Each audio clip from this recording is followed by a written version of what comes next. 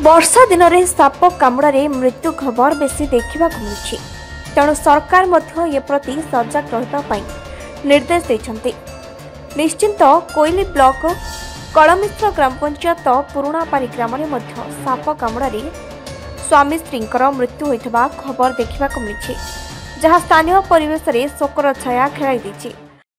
मो ना विश्वजित परेड़ा मो पुरापारी ग्राम बासिंदा अटे जे आज सकाल आम खबर पाइलु कलमिश्री ग्राम पंचायत पुरापारी ग्रामर मानसपारी और स्त्री मुंड बुलेला बांती है आम सांगे सांगे सालेपुर पीएच नेलु पीएच डॉक्टर रेफर कले इमिडिएट एसी मेडिकल नापाई आंबुलांस जोगे आम उभय को एसी मेडिकल नेलु सेठारे डॉक्टर को चिकित्सा पर चिकित्सा उन्नति आसला जहाँफल देहांत होला बेली आम खबर पाइलु दिन 12टा सुधा। ये अंचलवासी आज गोटे दुख एवं समस्त आज मर्माहत होती कहीं से अकाली वियोग हेले खूब कम बयस उभय स्वामी स्त्री आज प्राणत्याग कले। कुनी कुनी छोट पुओटे मात्र 4 वर्ष और झीटी को 8 वर्ष भविष्य यहाँ अंधकारमय हो पड़ी।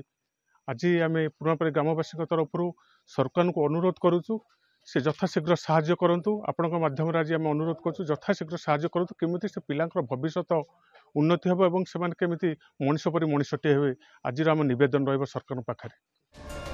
पुरापारी ग्रामर मानस कुमार बारिक और तांकर पत्नी नमिता राउत राति घरे शुइथा बेले एक विषाक्त साप कामुड़ी देथिबा सुनिबाकु मिलिला।